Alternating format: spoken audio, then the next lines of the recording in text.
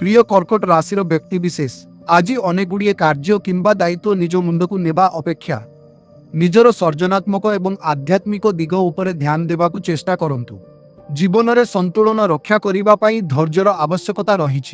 तेणु जदि आज आपंक किसी असहज अनुभव हुए तेबे गभीर निश्वास नियंतु, सबकिछि ठीक हो।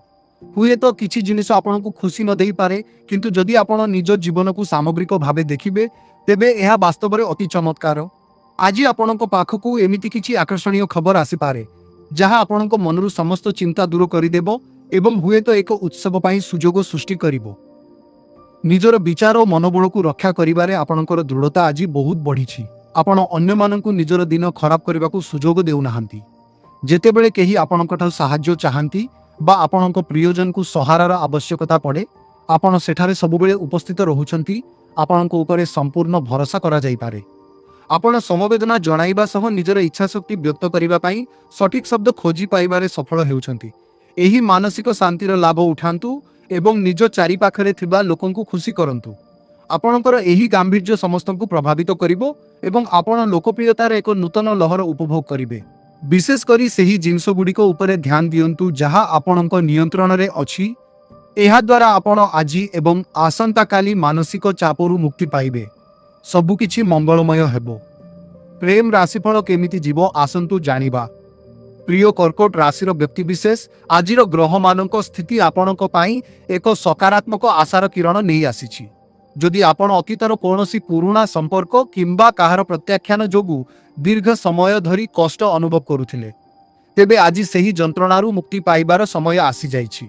आजिर सकारात्मक शक्ति आपणक हृदय रे जमी रहिथिबा कोहकु तरलाई देबो एवं मानसिक चापकु संपूर्ण रूपे दूर करिदेबो। एही सकाळ आपणक पई एक बहुत भल आरंभ नहीं आसीछि, जहाँ आपणक तीव्र संवेदनशीलता जोगु सृष्टि होइथिबा तनावकु कम करिदेबो।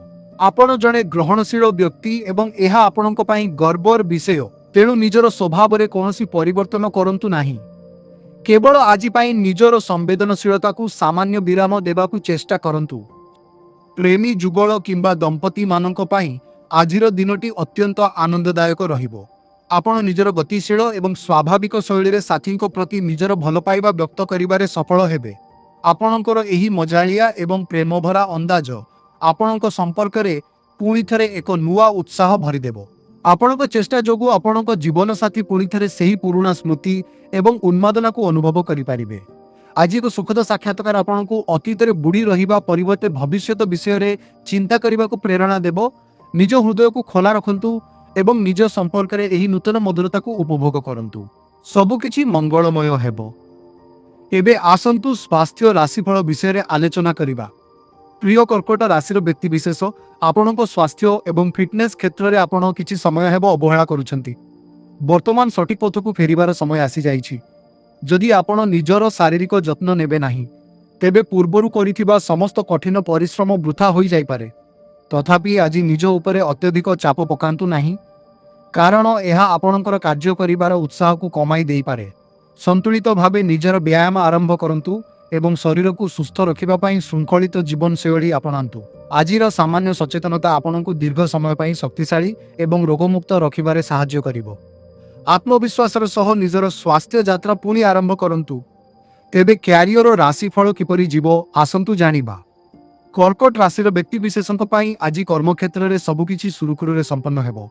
आपण निजर समस्त बाकी रहिथिबा कार्य को सफलतार सह शेष करबाकू सक्षम हेबे। आपणकर दक्षता देखि बस किंबा उपरिस्थ अधिकारी आपणकु कौनसी एक गुरुत्वपूर्ण प्रकल्पर दायित्व अर्पण करि पारंती। अन्य पक्षरे छात्र छात्री माननकु परीक्षा रे भल ग्रेड पाइबा पई अधिक परिश्रम करिबाकू पड़िबो। वर्तमान समय आपणकु निजर कार्य स्थिति को सुरक्षित करिबार आवश्यकता रहिछि। आर्थिक आवश्यकता पूरण पई आपण ओवरटाइम करिबाकू चाहुछंती, किंतु वर्तमान परिस्थिति रे यह संभव होई पारे। आपण एक सहज समाधान खोजुछंती, किंतु यह मिलिबो कि नाही ताहा एबे निश्चित नुहे। तेणु धैर्यर सह निज काम रे मन दियंतु एवं कठिन परिश्रम जारी रखंतु। सकारात्मक मनोभाव ही आपणकु सफलता देबो। आजिर परिश्रम आसंता काली पाए लाभदायक हेबो। निज उपरे विश्वास रखंतु। एबे आसंतु आर्थिक राशिफल विषय रे जानिबा। प्रिय कर्कट राशि बंधु, आर्थिक दृष्टिकोण आज आपण निजर भावना अपेक्षा बुद्धि और विश्लेषण उपरे अधिक गुरुत्व देबे जदि कौनसी निवेशर हिसाब सठिक भावे मिलुनाही तेबे कौनसी प्रकारर भावप्रवणता आपणको टंका खर्च करिबा पई प्रभावित करि पारिबो नाही। जदि आपणकर इच्छा नाही तेबे कार लंबा चौड़ा व्यावसायिक प्रस्ताव शुणिबा आवश्यक नाही। आजि पई सुरक्षित रहिबा एवं टंका संचय करिबा ही श्रेष्ठ निष्पत्ति। जदि गत किछि सप्ताह मध्यरे आपण निजर आर्थिक स्थिति सुधारिबा पई किछि प्रयास करिसंती तेबे एही समय सेथिरे आदेव अवहेला करंतु नाही। निजर चेष्टा जारी रखंतु।